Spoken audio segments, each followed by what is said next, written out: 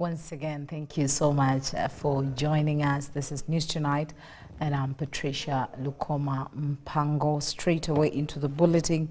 The Prime Minister of Uganda, Right Honorable Robina Nabanja, has hailed the role which competence-based courses like leisure and hospitality play in advancing the country's tourism sector and for providing skills directly aligned to employers' needs.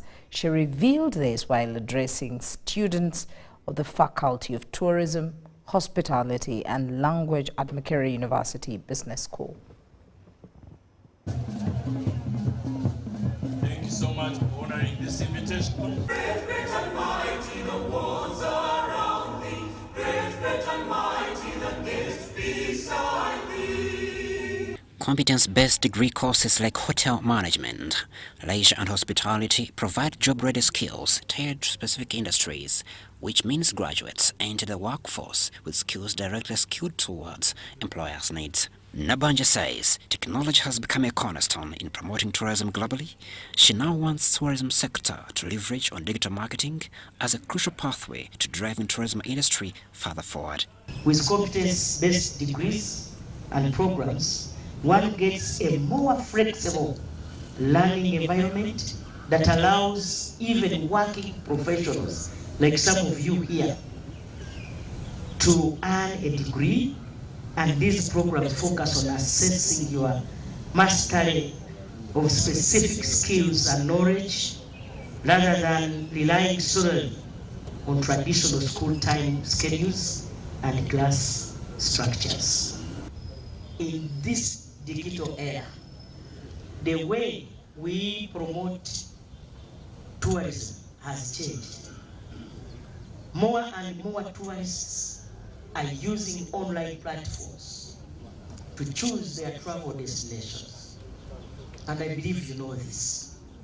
I encourage you to embrace technology and digital marketing as powerful tools to market Uganda's tourism globally.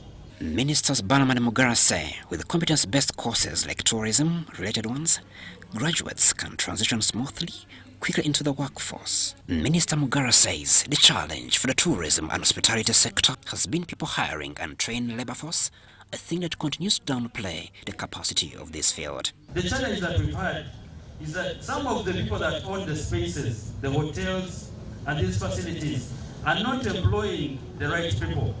They're employing relatives, they're employing incompetent people who are also not giving the right service.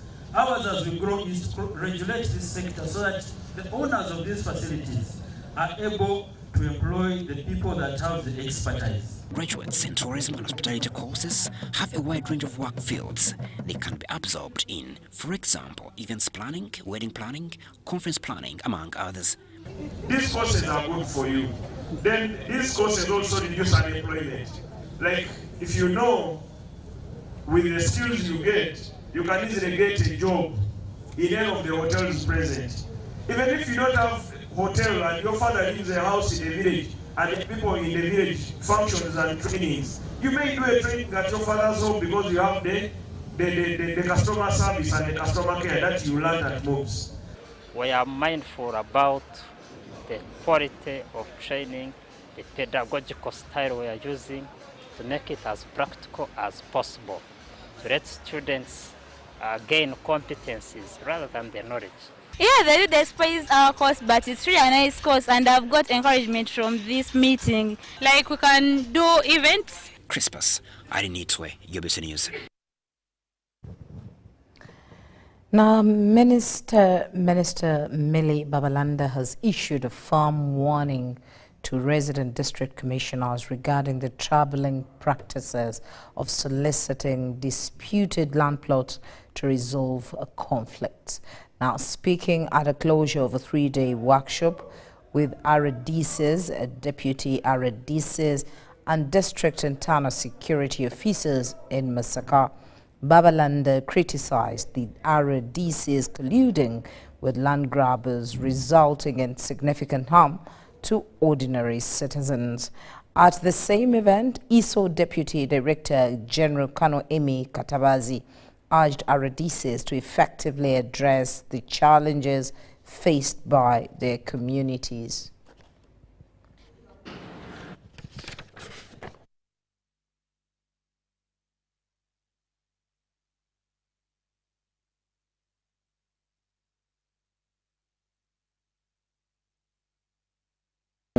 Ensure that the presidency remains a fountain of honor, and those who represent the president in the respective areas of responsibility, that they perform to that expectation. We are proud of you as our leader in the presidency, and we continue to pledge our loyalty not only to you but also to the leader of our revolution. Seeing some of you beating up civilians, exchanging in public and even quarreling with your juniors. This is uncalled for. We are serving one government, one president, and one purpose. Without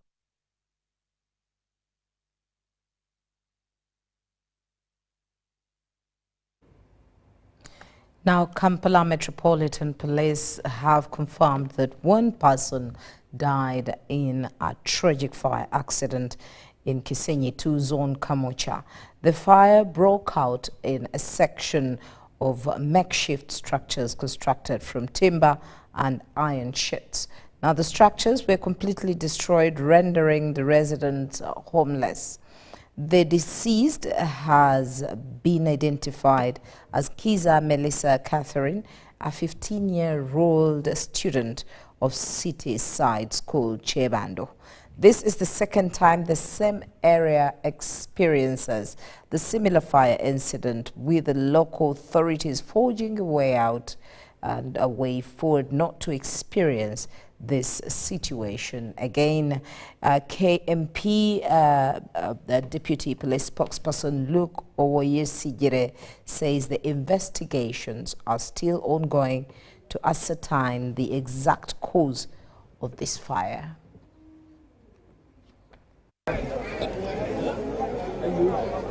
Commonly known as Chikete, this area in Kisenyi 2 Zone in Kamocha popularly houses temporary structures constructed from iron sheets and timber. At approximately 1:49 a.m. in the night, a tragic fire cleared the area.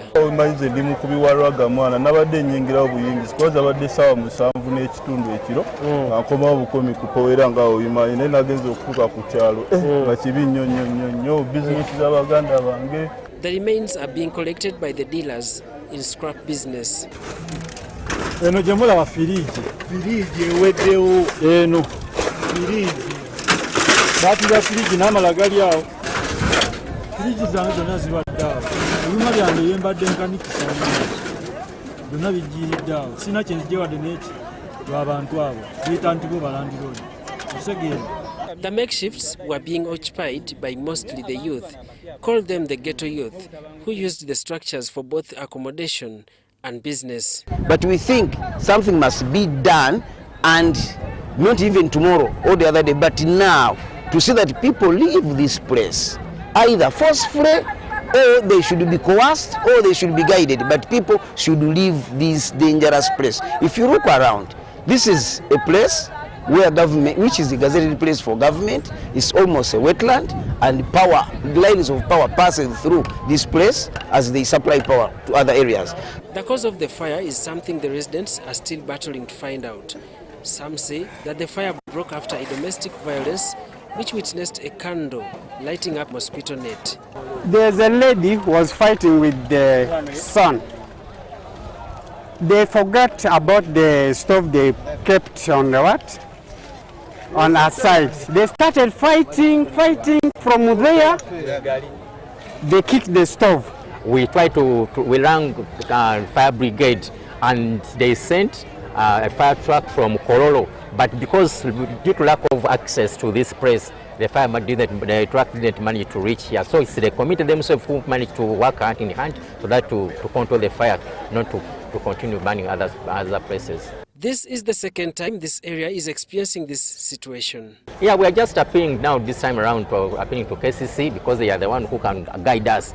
Next time we think that when they are to come again to develop this place, we need some technical device to see the materials which they are going to use this time should be the ones which can fire, which cannot easily be caught by fire. Kampala Metropolitan Deputy Police spokesperson Luke Oweyesigire confirms the incident, which left one person dead. The deceased has been identified as Kiza Melissa Catherine, a 15-year-old student of Cityside School, Chebando. Her body has been transferred to the City Mortuary Mulago for postmortem examination. Authorities are continuing to comb through the scene to ensure no additional persons remain trapped and to gather evidence. Reliable information I've got from this area is that the locals who have been affected here accept that they are illegally occupying this land, but because perhaps the reluctance of the leaders, staying here has been normalized. According to the authorities, the places which have been affected include 2 zones, and that is Kampala Central, the other side, and part of Chifumbira, this side. This means that the fire crossed from another zone to another zone. Because most of these people, they were hawkers. They were chased away from Kampala streets, so they came down there, and others were this ghetto youth. They are the ones, so we've been able to manage them from this area so that they can, and that's because so that they can earn a living from here. Daniel Mugoya, UBC News. Thank you very much there, Daniel Mugoya. Now, residents and leaders of Kigogwa have urged Uganda National Roads Authority, UNRA, to install speed humps near the Kadu stage where a recent fuel truck accident occurred. Haji Suleiman Kadu, the vice chairman at Kigogwa B, said he requested UNRA to install the humps 2 years ago, but the agency has yet to respond. The accident site at Chigogwa on Bombo Road continues to attract residents and non-residents who want to witness the scene of the tragedy, where over 16 people were reported dead and others remain in critical condition in hospitals.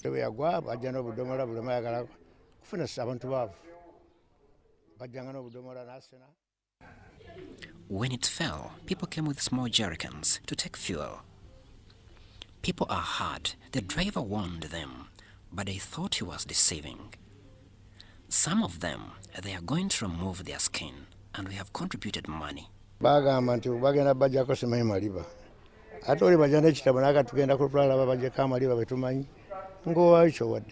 People were looking closely at the shops and hardware stores that were burned, hoping to identify something, since some of their people are allegedly still missing.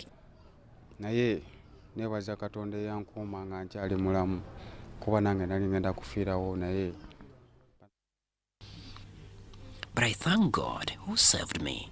I was also going to die.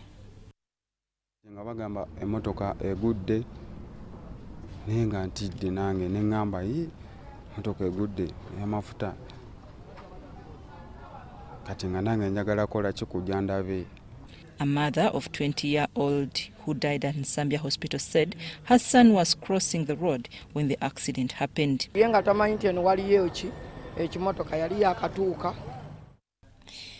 did not know that there was a fuel truck. Immediately he reached the road, it burst. This area had never experienced such a fatal accident involving a fuel truck with fuel spilling into people's houses. The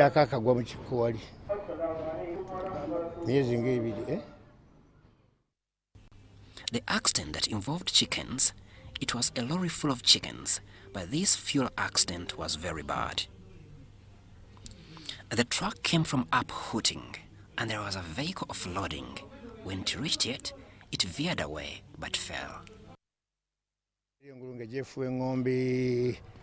It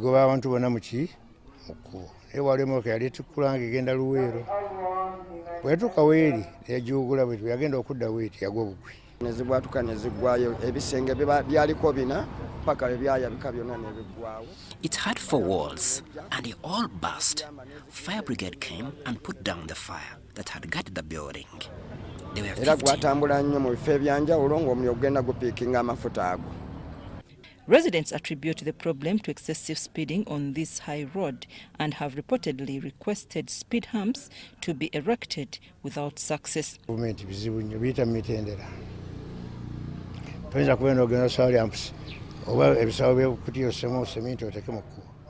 Things of government are hard. They pass through procedures.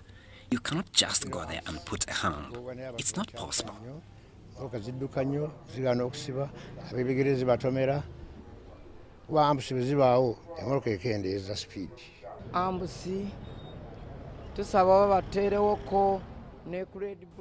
Humps. We request they also put for us roadblocks to check, especially those truck drivers. According to reports, the truck lost control and it fell, and the driver managed to come out. However, upon exiting the vehicle, he warned people not to approach it as it was carrying fuel. But they disregarded his warning and were subsequently banned in the accident. I'm Nafka Farida and Dan Lugema in Chigogwa. Indeed, quite very sad, but then also a lesson to learn from. Now, the International Center of Arbitration and Mediation in Kampala is into a strategic partnership with the private sector foundation, Uganda PFCU, for the transformative power of alternative dispute resolution in line with the needs of Uganda's business and community to immense the annual registered cases amounting to about 96.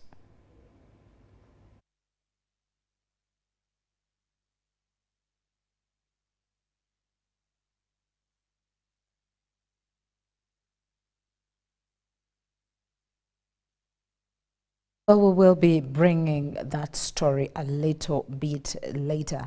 Now, let's get a little bit into the world of health. Now, the Ministry of Health and stakeholders have commemorated National Mental Health Day aimed at raising awareness, promoting the well-being of individuals and the mental well-being of others. The day running under the theme, "It's time to prioritize mental health in the workplace," highlighted the importance of addressing mental health and well-being in the workplace to benefit people, organizations, and communities.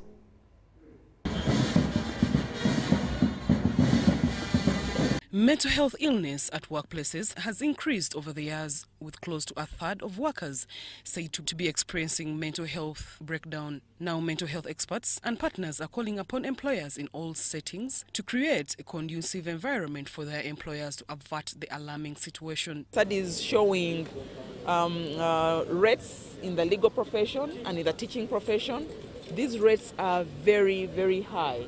In some studies, they show up to 60% of workers having mental health problems. So it is a problem that we need to attend to, because many people are in the workplace, many of the adult population. And the workplace does not mean office necessarily.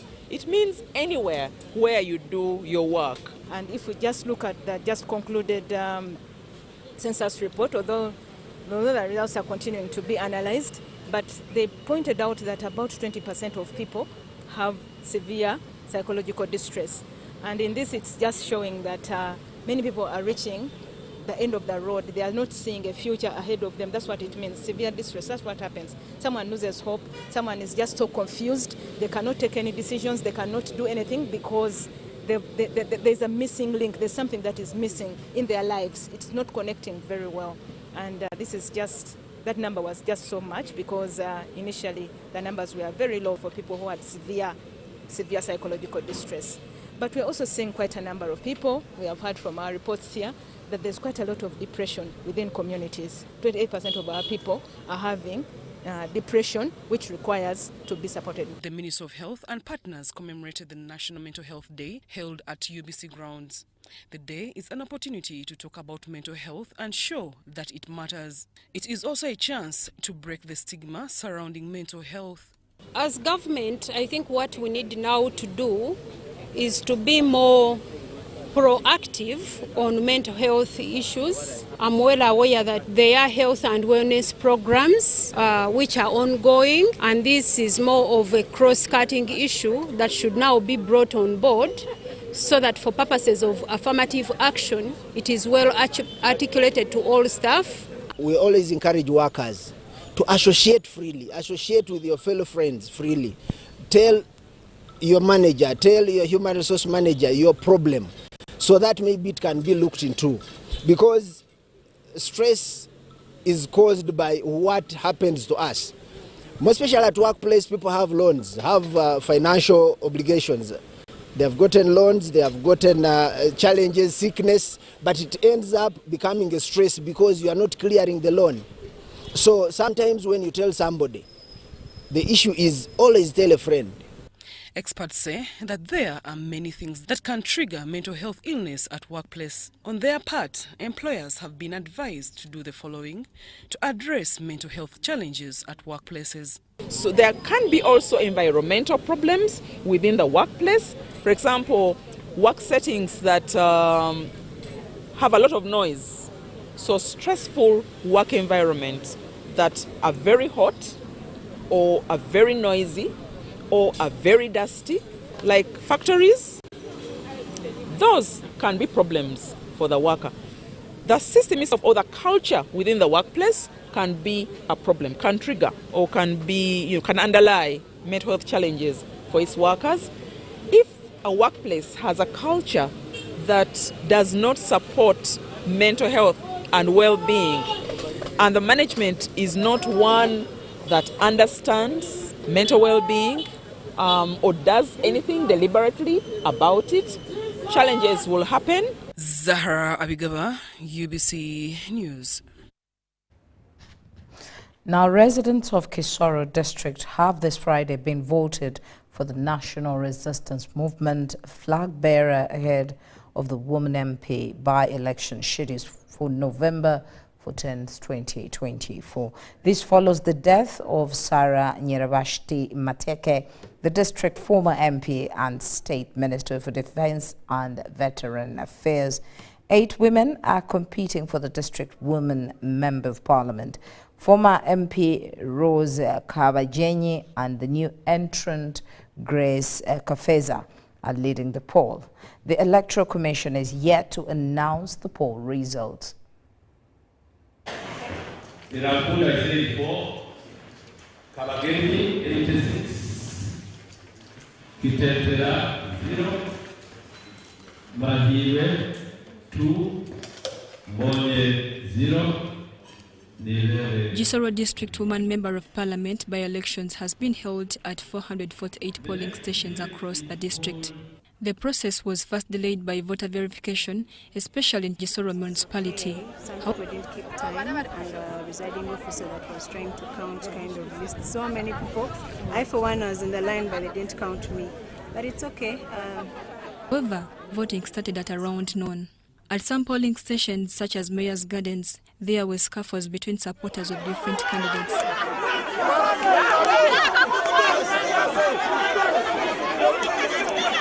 NRM primaries voting at 448 polling stations marks a critical step towards the upcoming by-election.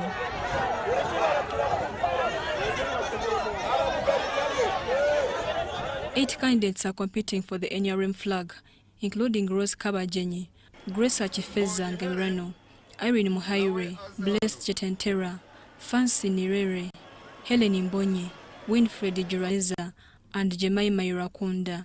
There is, however, a stiff contest between Rose Kabajenyi and Grace Achifeza Ngabirano.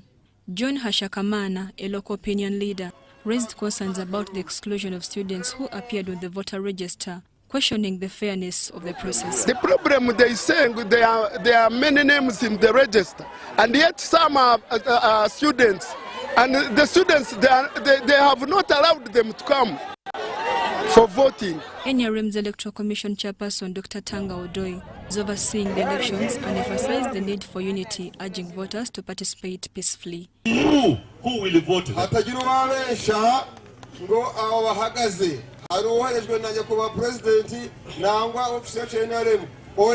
ones who have the power to vote. Mary Namkose, Deogratius Habimana, UBC News. Now, international relations experts have called on African governments to negotiate for better terms while sourcing for loans from international lenders. This call came up at a debt cancellation dialogue held at Cavendish University here in Kampala.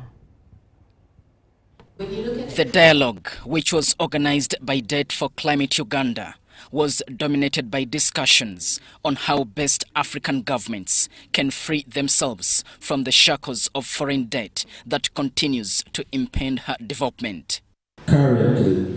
During a panel discussion at this dialogue in Kampala, Patience Namanya, an international relations expert, highlighted that it will require Africans to speak with one voice on global forums to front Africa's interests. Because if we're going there with our own personal interests, as South Africa mining diamonds and mining this, as Angola with our petroleum, as West Africa with our cocoa, as Uganda with our upcoming oil, and not as Africa with our collective minerals, then we do not have the votes needed in these different platforms to influence change in the financial system. It was also revealed that Africa continues to choke on huge debts, which quite often serve the interests of the lending powers. That it was structured to be the World Bank. So as a result, you will find out that the policies that is structured by the World Bank and IMF, most of those policies are covering to cater for the interests of the superpowers. Eriga Regan, the co-founder Debt for Climate Uganda, says that this overwhelming debt may cause sovereign default. The money that is coming, that is being given to us through the IMF and World Bank, they are loans, not grants, as was stated in the Paris Agreement 2015. So, we have no option but to surrender our natural resources. We have no option but to invest in these projects. Let us raise our voices. The dialogue climaxed with a poem from Little Earth Soldiers, a group of 3 young climate activists who called for proper domestic resource allocation to deal with the effects of climate change. Diano Olwen Peters, UBC News. Thank you, Peters. Now, in the area of wildlife protection, Africa is facing a significant decline in its wildlife population, ranking it second only to South America in terms of wildlife loss. Now, according to the World Wide Fund's Living Planet report, Africa has experienced a staggering 76% loss of monitoring wildlife populations, with much of the devastation attributed to overexploitation of land to address the needs of food and expansion. A recent report by the World Wide Fund for Nature has raised concern on a major environmental crisis, posing an alarming decline in biodiversity across the continent.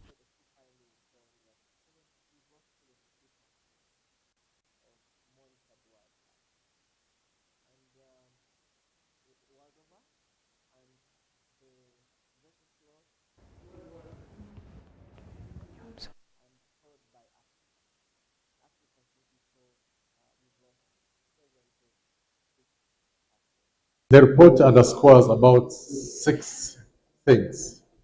One is about overexploitation. Overexploitation means the demand for forest products, the demand for fuel, demand for all these resources, demand for agriculture, for land for agriculture, and how therefore exerts pressure on habitats for wildlife and subsequently threatens wildlife. The loss of natural habitats has forced countless wildlife species to search for alternative environments, often finding themselves in human settlements, which poses risks to the animals and the people in these areas.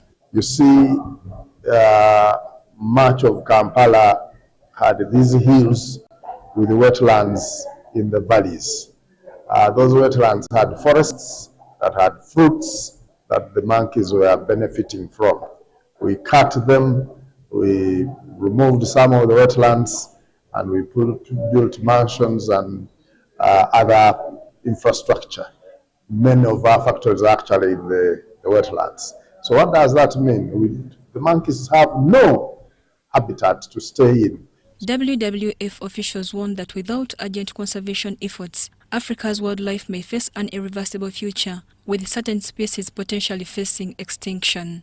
Demand for increasing land under food production, demand for energy resources, of which most of our population in Uganda depend on biomass for energy, and all this collectively exerts pressure on degradation of reserves as well as habitats, and of course subsequently disrupts the population of wildlife in Uganda. Is looking at auditing the environment and governance and sustainability, ESG. We are now auditing ourselves. We are looking at what we do. How are we working with our communities? Are they benefiting from our activities? Can we work with them? Mary Namkose, UBC News. Now, Kisoro District Cadre Sheikh Elias Kigozi has commissioned a new mosque aimed at facilitating students' spiritual needs and improving their focus on studies. During the event, prayers for primary 7 candidates at Rayhana Junior School in Nansana were held ahead of the upcoming primary leaving examinations.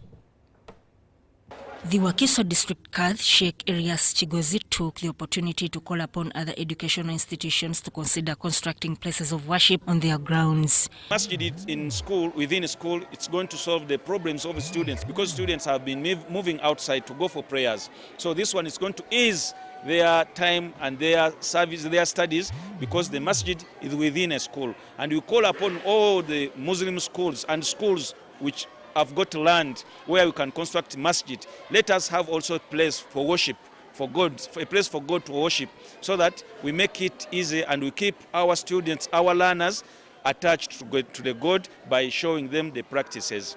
Sheikh Elias Kigozi expressed gratitude towards the school's director, Haji Rutakome, for his efforts in building the mosque.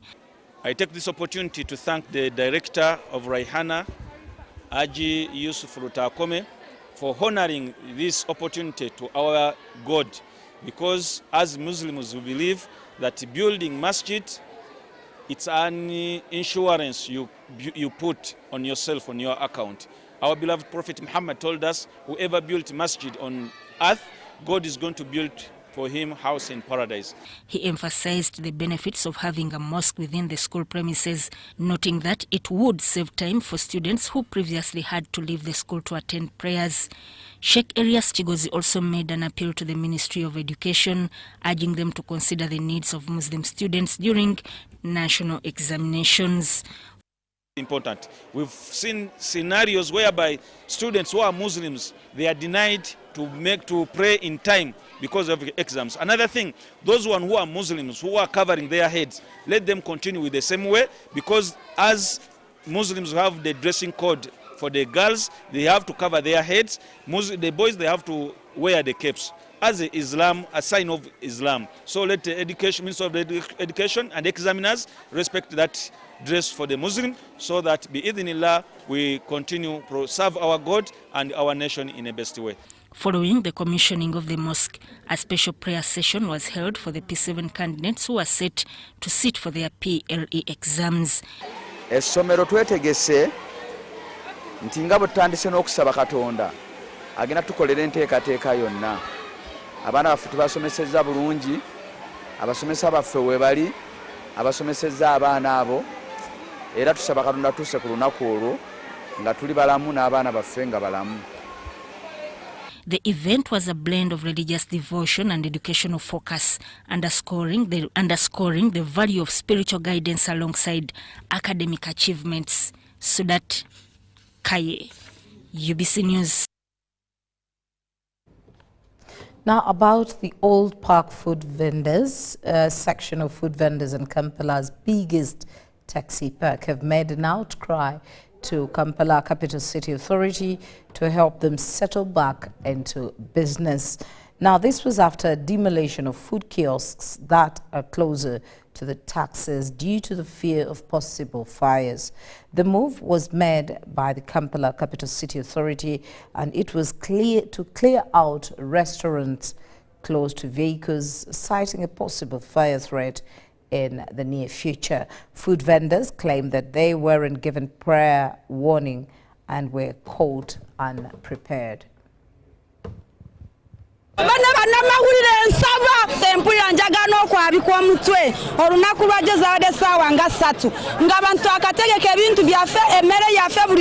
We saw KCCA team moving towards us and pouring all the food in milk and mixing everything together. Group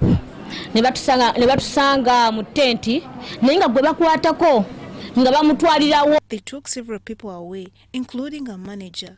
Then they grabbed even electric cables, yet they said they had come to pick charcoal stoves. Fulia emmere z'abantu firiji nekyatwewunyisiza nnyo nga ne waya ey'amasannyalaze gye tukolerako eza firiji kwe tusiikira chipsi nazo waya bazirwanira bulwanizi nga balinga babbi agudde ne batwala even n'obusawo nga buli mu sente bana baada tebana. They took away bags that had money. Some of us are single mothers. Right now our children need school fees. We are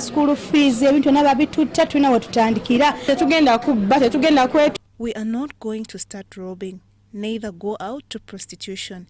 This is our only work. We are ensuring that anything that can cause a fatal accident in public spaces is mitigated.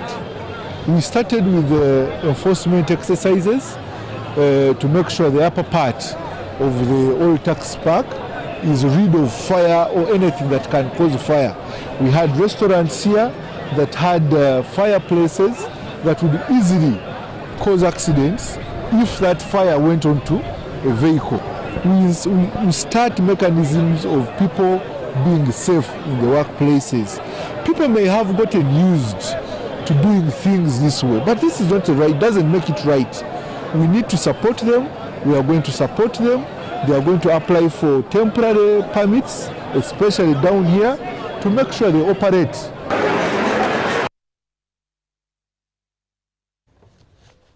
Now, before we go for a short break, let's get back to our story of arbitration, where the International Center for Arbitration and Mediation in Kampala is into a strategic partnership with the private sector, Uganda, that is PSFU, for a transformative power of alternative dispute resolution. Let's hear more in this report. Over time, individuals, companies and organizations have grappled with the drastically overwhelming concerns in line of duty. It's against this background that the International Center for Arbitration and Mediation in Kampala, ICAMEC, a neutral and independent body for the resolution of commercial disputes, was formed.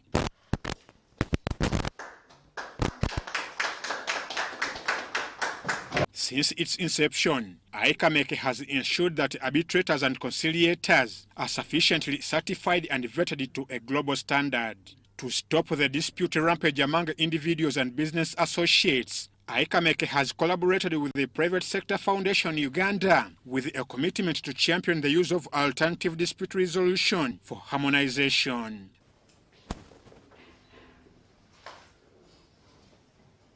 Speaking at the signing of the Memorandum of Understanding between ICAMEC and PSFU, ICAMEC Chairman John Fisher Kanyamiwa boasted of ICAMEC's competence to resolving disputes. Building access to justice and create platforms for businesses to connect and collaborate, not only with ADR professionals, but with each other by preventing disputes even before they escalate and offering effective mechanisms to resolve them. We aim to bolster business confidence and stability. His counterpart, the Executive Director of PSFU, Stephen Asimwe, is optimistic the partnership will provide avenues to maintain business relationships. It plays a critical role in maintaining business relationships, as earlier reiterated, resolving conflicts quickly, ensuring a good justice system that brings accessibility to all sectors of society. At the PSFU, we are very cognizant of competitiveness And this is one of the antidotes to some of those requirements. The collaborative relationship will also help curb disputes with the alternative dispute resolution system in place. Led initiative that provides access for the private sector to have their disputes resolved in a private setting. It's an alternative to court. So if you have a dispute, whether it's commercial or maybe it's a family dispute that you want to mediate, you can approach ICAMEC. You can go to our website. We have forms that you can fill. And the need for ADR, ICAMEC is going to provide a solution, or has been providing that solution, which will then create more accessible, cost-effective, and culturally appropriate positions for resolving disputes. I cannot overemphasize that. Other fundamentals of the collaboration include offering mediation services and tackling case backlog, among others. Part of the land disputes, there is what the African Development Bank has developed, a mediation toolkit for resolving land disputes. Again, that's also part of the problem. Disputes are backlogged. Land, the majority of cases in Ugandan judicial system are land matters. So through ICAMEC, we'll have an outreach program that will go regional. And in those regions, we will be training ICAMEC certified mediators. I'm Ivan Juko and Viola Nansubuga for UBC.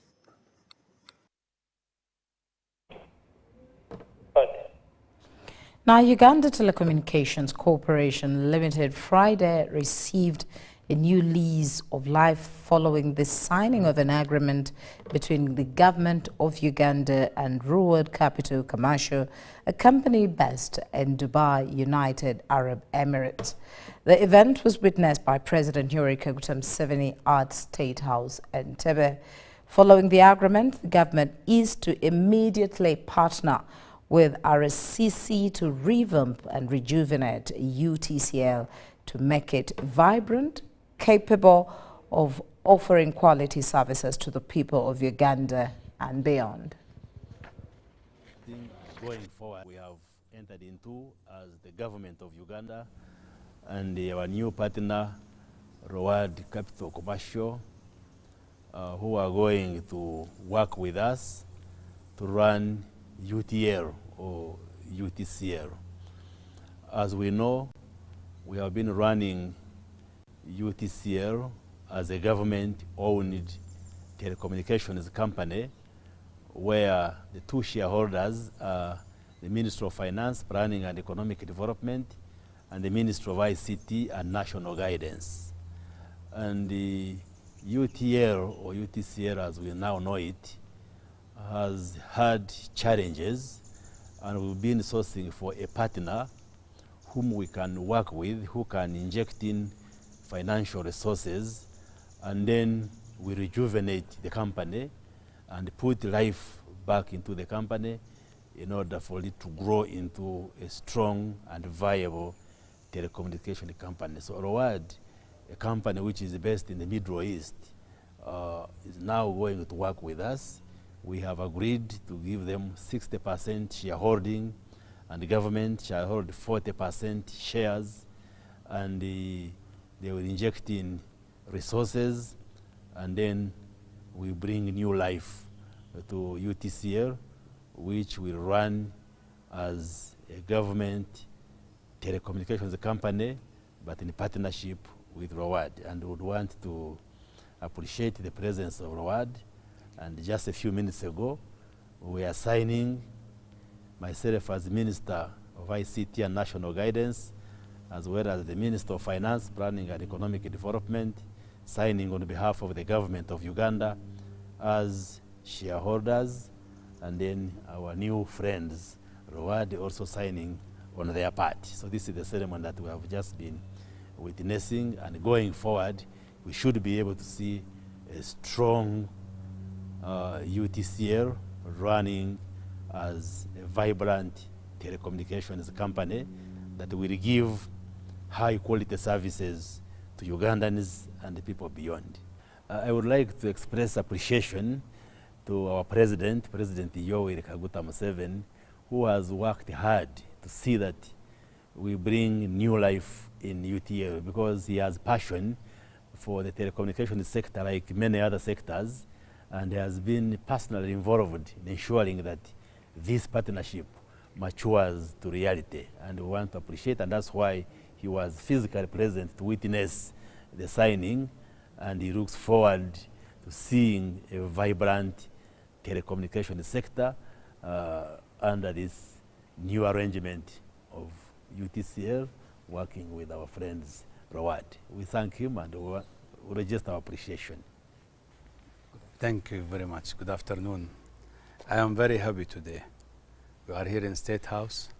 We met His Excellency President Museveni and His Excellency Minister of IC and all the government, Attorney General Office.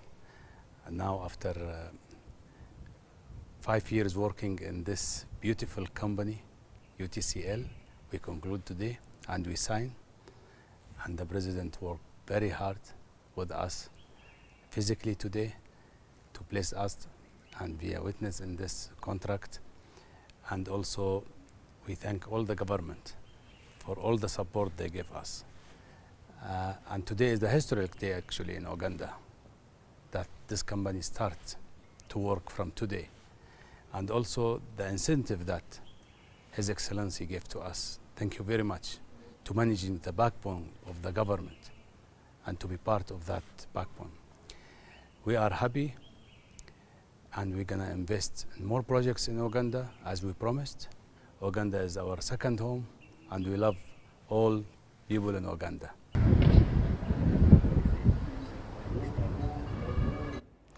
Indeed, quite a milestone, and now we foresee a strong brand competing on the telecommunication market. Very interesting. Let's take a short break and return with more news. Stay with us. There is only one rule you must follow in order to be a winner. Number 1, defeat the undefeatable. You, step forward. I want you to box the air until it falls down. I'm not seeing it falling in. You see it falling in. Box, winning is hard, but with MTN Momo, it's easy. Simply pay or shop with Momo for a chance to win mobile money every day. Use the Momo app or dial *165*3#. It's true what people say, that when I wash and you wash your hands with soap, we'll have less infections as Ugandans. After all, it's hands that handle money. It's hands that feed us. Hands that prepare soil for farming. Hands that we use to learn. And hands that we use for fun. When I wash and you wash, it means clean hands for all. So, wash your hands with soap and clean water regularly to keep away infections and disease-causing germs. This message is from the National Hand Washing Secretariat with support from UNICEF.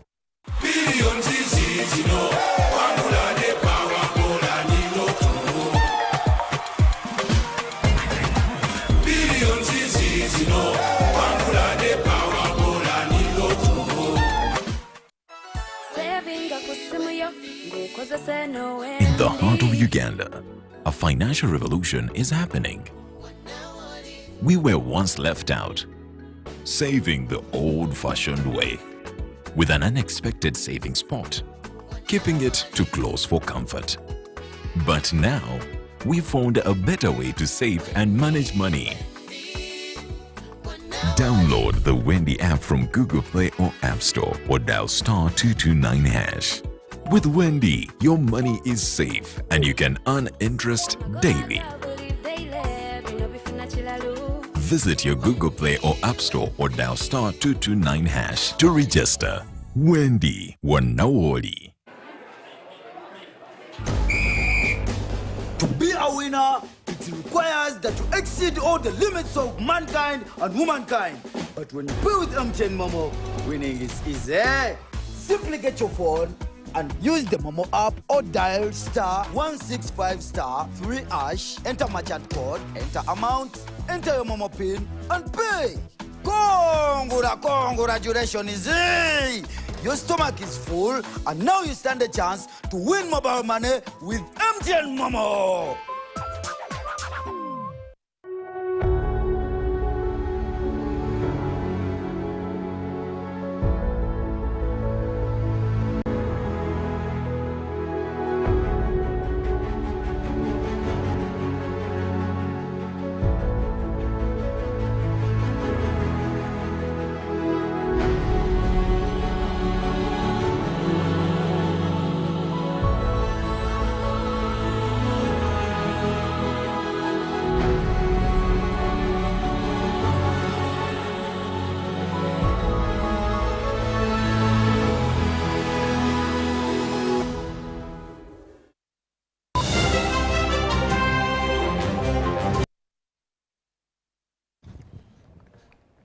Into the world of business, energy transition is a central point in global discussions on environmental protection and climate change. But the pressing question is the average person aware about the complexities of energy transition, and how prepared is the Global South to transition? We have part 3 of our energy transition feature as we hear more from Dennis Sigar. It is widely acknowledged that oil and gas ventures carry inherent risks, particularly for Uganda, which is navigating these waters amid a global shift towards green alternatives. So every country, even when you invest in the oil and gas, the fact that it's a global, most of the things are determined by the globe. For example, the price, you cannot anticipate correctly or exactly what the price would be, but it also has other risks, because we know that as a country we are at a point where we are producing our oil at a point where other countries are transitioning from fossil fuels. So that also presents a risk, because as a country we have invested in oil and gas, but what if we do not get back the revenues that we have anticipated as a country?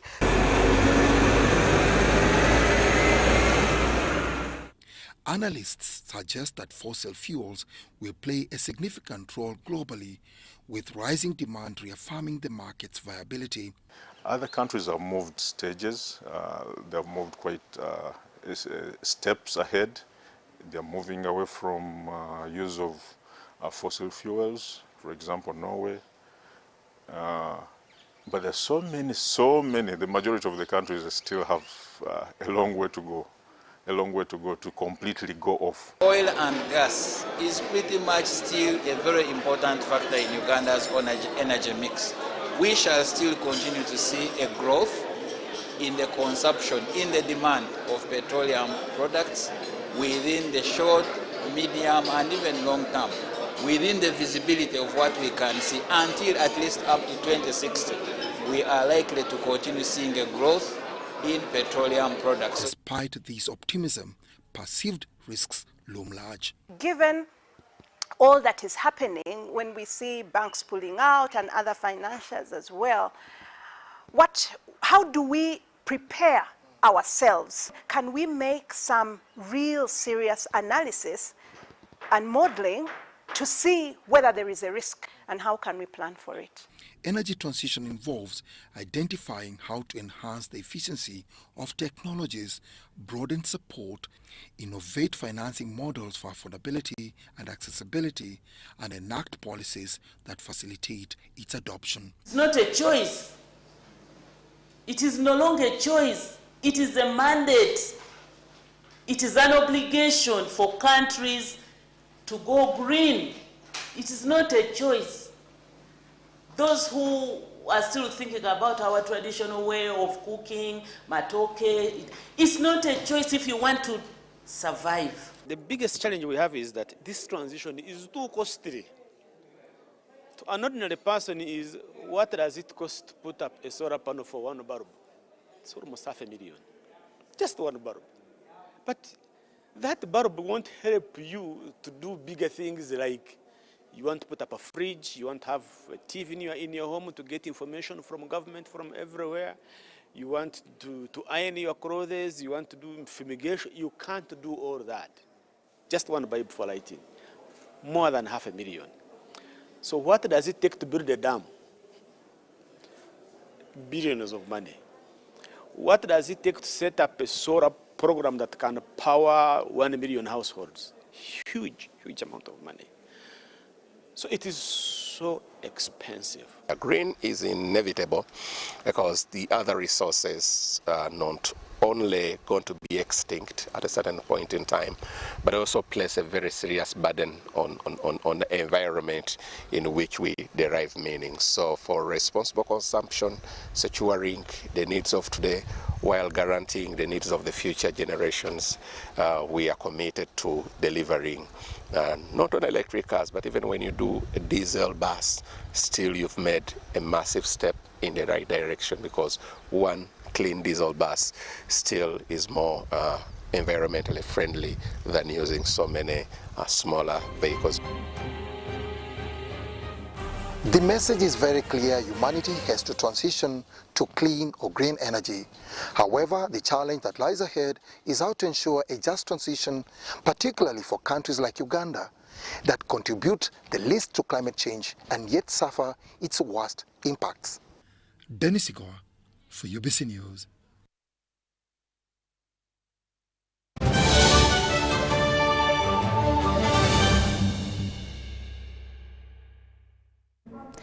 Now into sports, Uganda Golf Union has flagged off 4 players to contest the biennial All-Africa Golf Team Championships in the Zimbabwean city of Bulawayo. Let's hear more from John Barnes Centum.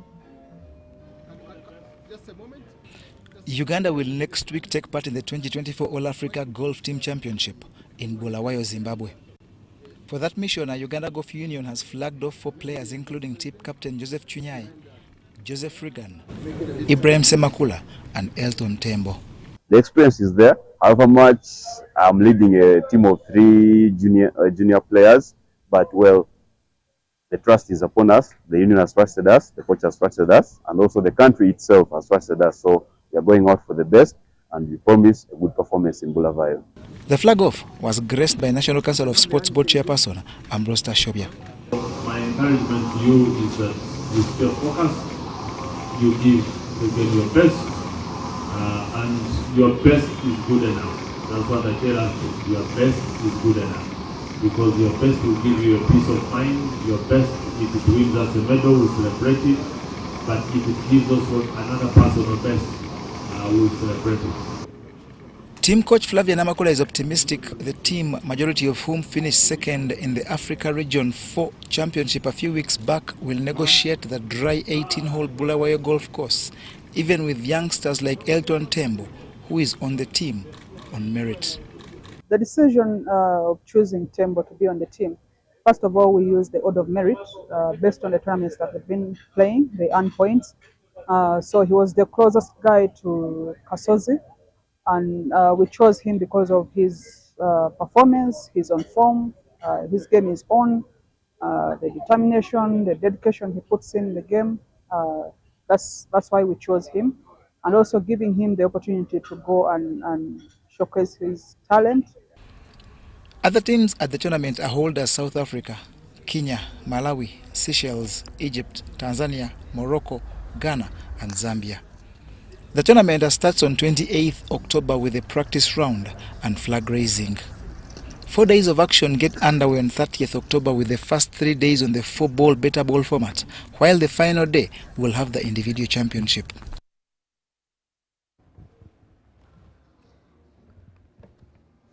Now, Uganda Olympic Committee has hosted 2 historical workshops at Northview Hotel in Ntinda. They were both followed by our reporter, John Barnes Centum. Uganda Olympic Committee's Gender Equality and Diversity Commission has over the years ventured into spreading the gospel of gender equality in sports with a bigger aim of spreading it to other spheres of society. This they have done through the He for She project, which aims at increased male involvement in women affairs to enable gender equality. This year we had a project called He for She. It was having 2 throngs. One was to work with the children to make sure that we nurture them towards understanding what gender equality, equity and diversity is. Then the second activity was to try and work with the Federation to see how they can engage males to become champions and agents of change of gender equality and equity. The climax has been a launch of the Male Engagement for Gender Equality and Equity Handbook for the Uganda Olympic Committee, national federations and associations. The second activity, we carried out a training of trainers where we invited 3 members from each of the federations. The federations are 33 in total, so we had three per federation, which is approximately 70 or 80 people who came from different federations. Now, there we were really giving awareness and trying to tell them the information they need to know about engaging males in their respective federations. This handbook was launched by the Uganda Olympic Committee Assistant Secretary General, Lydia Damuzungu. It would be important, for example, for to mirror what Uganda Olympic Committee is doing by having a certain number of women serve in leadership on the executive board or committees. And also it would be important that at least in all operations the women are supported by the men. At the same venue, the Uganda Olympic Committee Sustainability and Sport Commission has started a 3-day workshop focusing on sports for climate change. It will run on the theme of Race to Zero and aims at educating athletes to understand climate change and its effects on our sports community, especially in relation to compensating their carbon footprints. This workshop is very important to our sports fraternity, especially to the athletes and the administrators of national federations and associations. And also we extend it to the public. Mainly our concern is about awareness of how athletes can cope up with the climate change. Mainly when they travel, there is a lot of emissions that are released in the atmosphere, especially carbon dioxide, by the vehicles they use, the aeroplanes they use, and so also other activities that they are involved in at their homes, at their workplaces. So we aim to see how they can curb their carbon footprints. One of the ways of curbing this carbon footprint is through tree planting,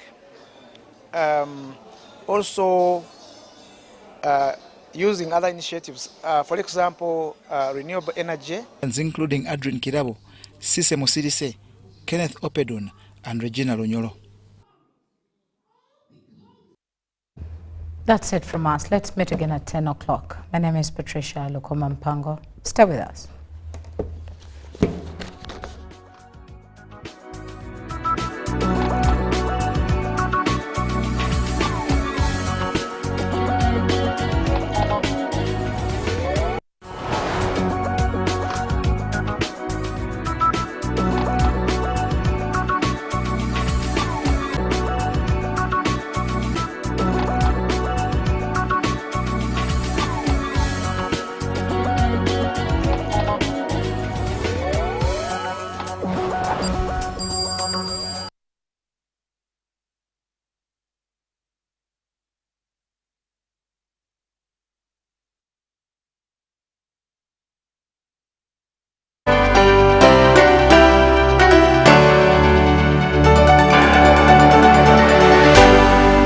UBC, inspiring Uganda.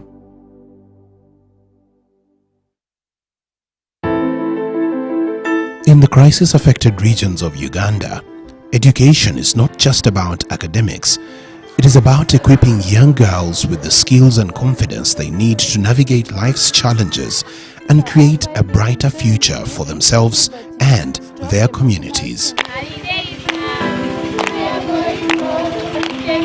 Meet again, next time we shall meet again, we are going for holidays. Through the Agency project, life skills clubs have been established in schools across Moyo and Obongi districts. Today we are going to talk about menstruations. That is what we are going to talk about. And I know It is not something new to you, especially for the girls. These clubs offer a safe space for adolescent girls and boys to learn essential life skills, skills that are often overlooked in traditional education. I was stubborn, I could not stay at home, I could go into joining some bad peer groups that